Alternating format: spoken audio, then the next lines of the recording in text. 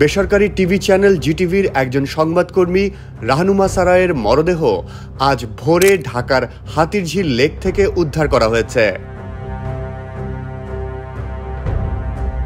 আজ বুধবার রাত 1:45টার দিকে পথচারীরা ওই নারীকে ঢাকা মেডিকেল কলেজ হাসপাতালের জরুরি বিভাগে নিয়ে গেলে চিকিৎসক মৃত ঘোষণা করেন।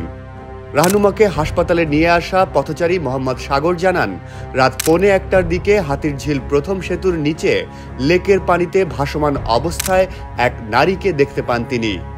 পাশেই তার ব্যাগ ভাসছিল। পানি থেকে তুলে তাকে দ্রুত ফরাজি হাসপাতালে নেওয়া হয়, তবে সেখানে কোনো চিকিৎসা দেয়নি হাসপাতাল কর্তৃপক্ষ। পরে রাহনুমাকে ঢাকা মেডিকেলে নেওয়া হয়। সাগর বলেন, তিনি কিভাবে লেকের পানিতে পড়লেন সেটা জানতে পারিনি।